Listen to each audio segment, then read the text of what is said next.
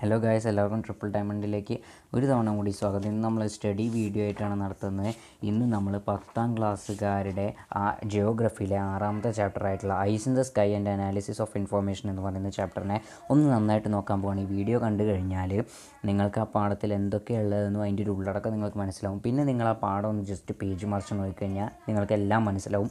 എന്ന് എക്സാമിന് നന്നായിട്ട് പ്രാക്ടീസ് ചെയ്യുക. ഈ വീഡിയോ കണ്ടതിന് ശേഷം പറ്റുകയാണെങ്കിൽ എന്നെ സപ്പോർട്ട് ചെയ്യുക, എൻ്റെ ചാനൽ സബ്സ്ക്രൈബ് ചെയ്യുക. ഈ ചാപ്റ്ററിലാകെ നമുക്ക് റിമോട്ട് സെൻസിങ്ങിനെ പറ്റിയിട്ടും യൂസസ് ഓഫ് റിമോട്ട് സെൻസിങ് ആണ്.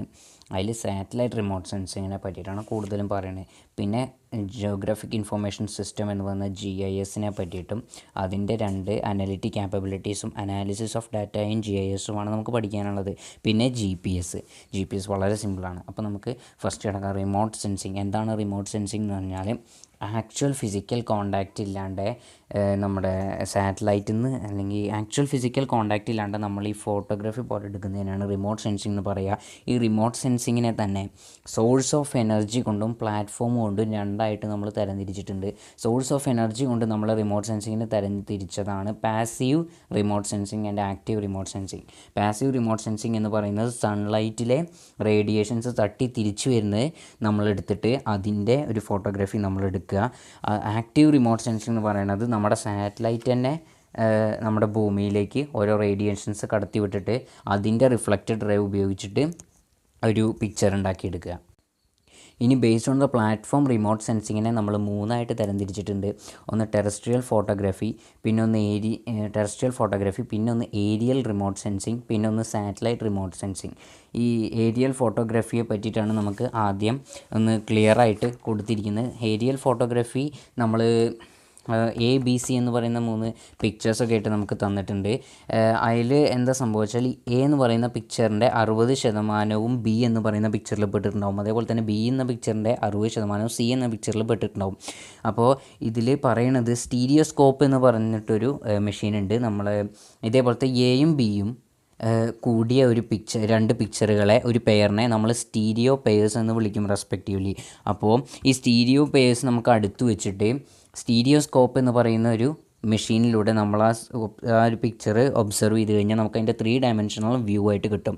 അതിന് വേണ്ടിയിട്ടാണ് Aൻ്റെ 60% Bയിലും Bൻ്റെ 60% Cയിലും ആയിട്ട് അവർ ആ ഫോട്ടോ എടുക്കുന്നത്. പക്ഷേ ഏരിയൽ റിമോട്ട് സെൻസിങ്ങിന് കുറച്ച് ഡിസഡ്വാൻറ്റേജസ് ഉണ്ട്. അപ്പോൾ the shaking of aircrafts make the photos unequal എന്ന് വെച്ചാൽ നമ്മുടെ ഷേക്കിംഗ് ഓഫ് എയർക്രാഫ്റ്റ് നമുക്ക് ഫോട്ടോയുടെ ക്വാളിറ്റീനെ ഇത് അഫക്റ്റ് ചെയ്യും. പിന്നെ ഇടയ്ക്കിടയ്ക്ക് ഇങ്ങനെ ലാൻഡ് ചെയ്യണതും ടേക്ക് ഓഫ് ചെയ്യണതും ഒക്കെ ആയിട്ട് കോസ്റ്റ് കൂടും. അങ്ങനെ ഈ റീഫ്യൂലിങ്ങിൻ്റെ കോസ്റ്റ് കൂടും. പിന്നെ വാസ്റ്റായിട്ടുള്ള ലാൻഡുകളുടെയൊക്കെ ഫോട്ടോ എടുക്കുമ്പോഴും അങ്ങനെയൊക്കെ പ്രാക്ടിക്കൽ റിസ്കുകളിലുണ്ട്. നമ്മൾ ഏരിയൽ റിമോട്ട് സെൻസിങ്ങിൽ നിന്ന് സാറ്റലൈറ്റ് റിമോട്ട് സെൻസിങ്ങിലേക്ക് മാറി. സാറ്റലൈറ്റ് റിമോട്ട് സെൻസിങ് ഈ കാര്യങ്ങളൊക്കെ തീർക്കുന്നതാണ്. അപ്പോൾ സാറ്റലൈറ്റ് റിമോട്ട് സെൻസിങ്ങിനെ കുറിച്ച് നോക്കുമ്പോൾ നമുക്ക് 2 സാറ്റലൈറ്റ് റിമോട്ട് സെൻസിങ് ഉണ്ട്. ഒന്ന് നമ്മുടെ ഈ 3 പോണ ഓർബിറ്റിനെ ഈക്വലായിട്ടുള്ള എന്ന് വെച്ചാൽ 3 പോണ ഓർബിറ്റിൻ്റെ ഇതിലുള്ള അതിനാണ് ജിയോ സ്റ്റേഷണറി സാറ്റലൈറ്റ്സ് എന്ന് പറയുന്നത്. ഈ ജിയോ സ്റ്റേഷണറി സാറ്റലൈറ്റ്സ് 36,000 കിലോമീറ്റർ മേലെയാണ് സ്ഥിതി ചെയ്യുന്നത്. 1/3 ഓഫ് ദ എർത്ത് എന്ന് വെച്ചാൽ ഒരു എർത്ത് 3/3 ഭാഗം ആ സാറ്റലൈറ്റിൻ്റെ വ്യൂവിൽ വരുന്നുണ്ട്. 36,000 കിലോമീറ്റർ മേലെയാണ് നിൽക്കുന്നത്. പിന്നെ ഇത് എർത്ത് കറങ്ങണതിൻ്റെ അതേ സ്പീഡിലാണ് സാറ്റലൈറ്റും അതിൻ്റെ കൂടെ കറങ്ങണത്. അതുകൊണ്ട് ഒരേ സ്ഥലത്ത് തന്നെ ആ സാറ്റലൈറ്റ് നിലനിൽക്കും. അപ്പോൾ എപ്പോഴും അവിടുന്ന് മാത്രമുള്ള ഫോട്ടോസ് എപ്പോഴും നമുക്ക് അതിൽ നിന്ന് കളക്ട് ചെയ്യാൻ പറ്റും. It is used for telecommunication and for weather studies. പിന്നെ ടെലികമ്മ്യൂണിക്കേഷനും വെതർ സ്റ്റഡീസിനും വേണ്ടിയിട്ടാണ് ഈ സാറ്റലൈറ്റ് എന്ന് വെച്ചാൽ ജിയോ സ്റ്റേഷണറി സാറ്റലൈറ്റ്സ് ഉപയോഗിക്കുക. ഇതിന് example India's INSAT satellites are examples of geostationary satellites. ഇന്ത്യയുടെ ഇൻസാറ്റ് INSAT സാറ്റലൈറ്റ്സ് ആണ് ഇതിന് എക്സാമ്പിൾ. പിന്നെ രണ്ടാമത്തെ എന്ന് പറയുന്നത് സൺ സിൻക്രോണസ് സാറ്റലൈറ്റ്സ് ആണ്. എന്ന് വെച്ചാൽ അതിന് മറ്റേ ഓർബിറ്റിന് നേരെ ഓപ്പോസിറ്റ് ആയിട്ടുള്ള ഓർബിറ്റാണ്. മേലെ കൂടെയാണ് പോണത്, പോളിൽ കൂടെയാണ് സാറ്റലൈറ്റ് പോണത്. അത് 900 കിലോമീറ്റർ മേലെയാണ് സ്ഥിതി ചെയ്യണത്. പിന്നെ സർവീലൻസ് ഏരിയ ജിയോ സ്റ്റേഷണറി സാറ്റലൈറ്റ്സിനേക്കാളും കുറവാണ്. പിന്നെ used for the collection of data on natural resources, land use, ground water etcetera. എന്ന് വെച്ചാൽ ഗ്രൗണ്ട് വാട്ടറിൻ്റെയും ലാൻഡ് യൂസിൻ്റെയും നാച്ചുറൽ റിസോഴ്സസിൻ്റെ ഒക്കെ ഫോട്ടോ എടുക്കാൻ ഇത് ഉപകാരപ്പെടും. പിന്നെ ഇത് ഇടയ്ക്കിടയ്ക്കുള്ള എന്ന് വെച്ചാൽ റെഗുലർ ഇൻ്റർവെൽസിൽ നമുക്ക് ഫോട്ടോ എടുക്കാൻ ഈ സൺ സിങ്ക്രോണസ് സാറ്റലൈറ്റ്സിൻ്റെ ഇത് ഉപകാരപ്പെടും. പിന്നെ satellites in IRS Landsat series are examples of sun synchronous satellites എന്ന് വെച്ചാൽ എക്സാമ്പിൾ എന്ന് പറയുന്നത് IRS satellites Landsat series of satellites ഒക്കെയാണ് അതിന് എക്സാമ്പിൾ എന്ന് വെച്ചാൽ സൺ സിങ്ക്രോണസ് സാറ്റലൈറ്റ്സിൻ്റെ എക്സാമ്പിൾ. പിന്നെ ഇതിൽ യൂസസ് ഓഫ് റിമോട്ട് സെൻസിങ് കൊടുത്തിട്ടുണ്ട്, അത് നിങ്ങൾ ശരിക്കും നോക്കണം. For the assessment of weather and its observations, for ocean exploration, to understand the land use of an area, for monitoring the flood and drought, for identifying forest fires in deep forest and to adopt controlling measures, to collect data regarding the extent of crops and spread of pest attack, for oil exploration, to locate groundwater potential places. പിന്നെ നമുക്കിവിടെ geographic information സിസ്റ്റത്തിനെ പറ്റി കൊടുത്തിട്ടുണ്ട് GIS എന്ന് വെച്ചാൽ കമ്പ്യൂട്ടറിൽ നമ്മുടെ ഉബണ്ടുവിലൊക്കെ ഒരു application ഉണ്ട് കോണം GIS. ഈ കോണം GIS ഉപയോഗിച്ചിട്ടാണ് നമ്മൾ ഇത് ചില വർക്കുകളൊക്കെ ചെയ്യുന്നത്. പക്ഷേ അതൊന്നും അല്ല, നമ്മൾ GISനെ പറ്റി കൂടുതലാണ്. അപ്പോൾ ജിയോഗ്രാഫിക് ഇൻഫർമേഷൻ സിസ്റ്റത്തിൽ നമ്മൾ എങ്ങനെയാണ് ഈ നമ്മൾ ഡാറ്റ എൻട്രി ചെയ്ത് കഴിഞ്ഞിട്ട് അത് ഡാറ്റ സ്റ്റോറേജിൽ സെർവർ കമ്പ്യൂട്ടറിൽ ഡാറ്റ സ്റ്റോർ ചെയ്തിട്ട് ഡാറ്റ മാനിപ്പുലേഷൻ ഉണ്ട് എന്ന് വെച്ചാൽ ഡാറ്റ അനലൈസ് ചെയ്യും GIS. അത് കഴിഞ്ഞിട്ട് നമ്മളൊരു ക്വസ്റ്റ്യൻ കൊടുത്തു കഴിഞ്ഞാൽ ആൻസർ ആയിട്ട് അതിൻ്റെ ഇൻഫോർമേഷൻ തരും. ആ ഇൻഫോർമേഷൻ തരുന്ന രീതി ഒന്നില്ലെങ്കിൽ മാപ്സിലോ അല്ലെങ്കിൽ ഡിജിറ്റൽ ഡാറ്റയിലോ അല്ലെങ്കിൽ ടാബുലർ സമ്മറീസിലോ ആയിരിക്കും. അതാണ് ജിയോഗ്രാഫിക് ഇൻഫർമേഷൻ്റെ മെയിനായിട്ടുള്ള ഒരു പണി എന്ന് വെച്ചാൽ അത് അങ്ങനെയാണ് നമുക്ക് സാധനങ്ങൾ തരുന്നത്. ആദ്യം ഡാറ്റ എൻട്രി ചെയ്തിട്ടുണ്ടാവും, അതിൽ നിന്നാണ് നമ്മൾ ആൻസർ എടുക്കുന്നത്. അപ്പോൾ ഇതിൽ ഡാറ്റ എന്ന് വെച്ചാൽ all data analysis with GIS is done based on 2 kinds of data എന്ന് വെച്ചാൽ 2 kinds ഓഫ് ഡാറ്റയെ ഉപയോഗിച്ചിട്ടാണ് നമ്മളിത് ചെയ്യുന്നത്.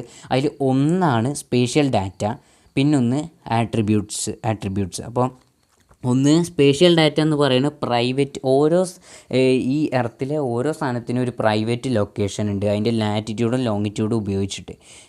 അപ്പോൾ അത് ഒന്നാമത്തെ ഡാറ്റ. രണ്ടാമത്തെ ആട്രിബ്യൂട്ട്സ് പറഞ്ഞാൽ additional information about spatial data എന്ന് വെച്ചാൽ സ്പേഷ്യൽ ഡാറ്റയുടെ തന്നെ അഡീഷണൽ ഇൻഫോർമേഷനാണ് ആട്രിബ്യൂട്ട്സ്.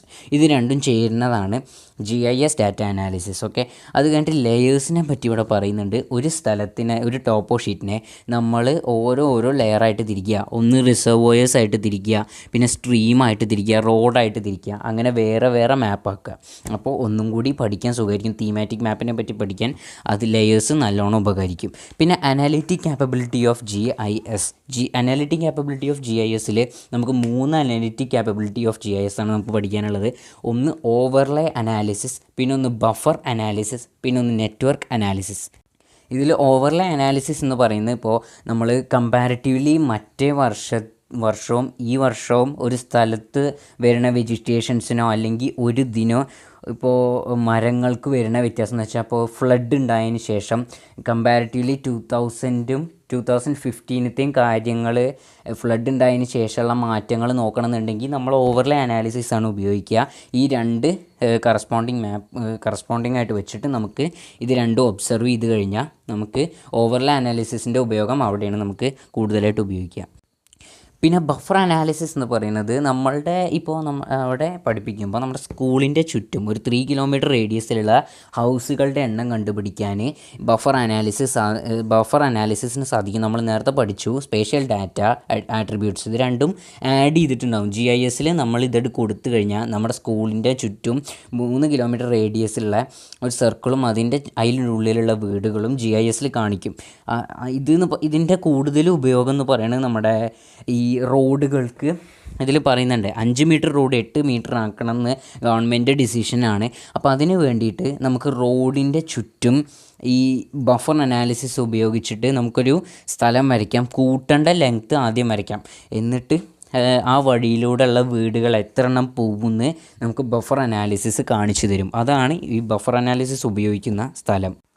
പിന്നെ നെറ്റ്വർക്ക് അനാലിസിസ് എന്ന് പറയുന്നത് നമുക്ക് നെറ്റ്വർക്ക് അനാലിസിസ് വഴി ഏറ്റവും പെട്ടെന്ന് ഒരു സ്ഥലത്ത് എത്താൻ പറ്റുന്ന രീതി പറഞ്ഞുതരും. എന്ന് വെച്ചാൽ നമ്മളിപ്പോൾ കാണുന്ന നാവിഗേഷൻ സിസ്റ്റം ഒക്കെ ഈ നെറ്റ്വർക്ക് അനാലിസിസ് ഉപയോഗിച്ചിട്ടാണ് ചെയ്യുന്നത്. അപ്പോൾ ഇത് കൂടുതലും ടൂറിസ്റ്റുകളെയാണ് ടൂറിസ്റ്റുകളെ കൂടുതൽ ഹെൽപ്പ് ചെയ്യണത് ഇതാണെന്ന് വെച്ചാൽ ഉള്ള സമയം കൊണ്ട് കൂടുതൽ സ്ഥലങ്ങൾ എങ്ങനെയാണ് എക്സ്പ്ലോർ ചെയ്യാൻ പറ്റുകയെന്ന് നെറ്റ്വർക്ക് അനാലിസിസ് വഴി അവർക്ക് മനസ്സിലാവും. ഇതേ കാര്യം നമുക്ക് ആംബുലൻസുകളിൽ ഉള്ളൊരു സംഭവം തന്നെയാണ്. എത്രയും പെട്ടെന്ന് ഒരു രോഗിയെ ഹോസ്പിറ്റലിൽ എത്തിക്കാൻ നെറ്റ്വർക്ക് അനാലിസിസ് അവർ സാധിക്കും. അവിടെ നെറ്റ്വർക്ക് അനാലിസിസിൻ്റെ ഉപയോഗം നമുക്കവിടെ മനസ്സിലാവും. പിന്നെ യൂസ് ഓഫ് GIS എന്ന് പറഞ്ഞിട്ട് ഇവിടെ കൊടുത്തിട്ടുണ്ട്. By using GIS we can compile data from different sources, update and incorporated data easily, conduct thematic studies, represent geographic features spatially, generate visual models of features phenomena and process based on the data collected, prepare maps, tables and graphs. പിന്നെ നമുക്ക് പറഞ്ഞിട്ടുണ്ട് satellite based navigation സിസ്റ്റമാണ്. Satellite based navigation system എന്ന് പറയുന്നത് ഇത് തന്നെയാണ്, global positioning system തന്നെയാണ്. GPS എന്ന് വെച്ചാൽ GPS നിലവിൽ കൊണ്ടുവന്നത് US ആണ്.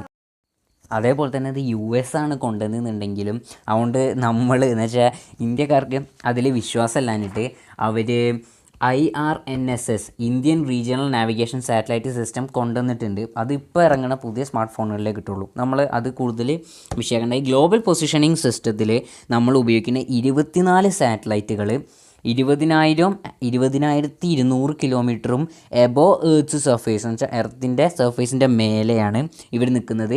ഈ 24 സാറ്റലൈറ്റുകൾ ഇനി 24ലും കൂട്ടുന്നുണ്ട്, കാരണം ഇതിൻ്റെ അക്യൂറസി കൂട്ടാൻ. ഈ 24 സാറ്റലൈറ്റിൻ്റെയും കമ്പൈൻഡ് ആക്ഷനാണ് നമുക്ക് GPS എന്ന് പറഞ്ഞിട്ടുള്ള സാധനത്തിൽ കൂടുതലും ഉപയോഗിക്കുന്നത്. ഇത് ഉണ്ടാക്കിയത് US മിലിറ്ററി ഡിഫൻസിന് വേണ്ടിയിട്ടാണെങ്കിലും ഇത് 1980 മുതൽക്ക് പബ്ലിക്കിന് ഓപ്പൺഡാണ്. അപ്പോൾ ഇത്രയേ ഉള്ളൂ ഈ പാഠത്തിൽ ക്ലിയറായിട്ട് പഠിക്കാനുള്ളതൊക്കെ. ഇപ്പം ഞാൻ ഈ പറഞ്ഞ ചില കാര്യങ്ങൾ നിങ്ങൾക്ക് ക്ലിയറായിട്ട് വിവരിച്ച് തന്നിട്ടുണ്ട്. എന്നാലും ഇതിൽ വിവരിക്കാൻ കുറച്ചും കൂടി ബാക്കിയുണ്ട്. അത് നിങ്ങൾ ജസ്റ്റ് ഒന്ന് പേജ് മറിച്ച് നോക്കുമ്പോൾ നിങ്ങൾക്ക് മനസ്സിലാവാത്ത ഭാഗം ഉണ്ടാവും. ഈ മനസ്സിലാവാത്ത ഭാഗം ഉണ്ടെങ്കിൽ കമൻറ്റ് ചെയ്യാം കേട്ടോ. കമൻറ്റ് ചെയ്ത് കഴിഞ്ഞാൽ ഞാൻ അതിന് അഡീഷണലായിട്ട് എടുത്തുതരാം, ഒരു കുഴപ്പമില്ല. അപ്പോൾ നിങ്ങൾ കണ്ടു കഴിഞ്ഞാൽ, നിങ്ങൾ അങ്ങനെ ഒരു സംഭവം കണ്ടു കഴിഞ്ഞാൽ നിങ്ങളത് ശരിക്കും വായിക്കുക, അത് മനസ്സിലാക്കുക. ഓക്കെ, അപ്പോൾ അത് മാത്രമേ ഉള്ളൂ എൻ്റെ വഴി. അപ്പോൾ നിങ്ങൾ പറ്റുകയാണെങ്കിൽ എന്നെ സപ്പോർട്ട് ചെയ്യുക. ഓക്കെ, അപ്പോൾ വേറൊരു വീഡിയോയിൽ നമുക്ക് വീണ്ടും കാണാം.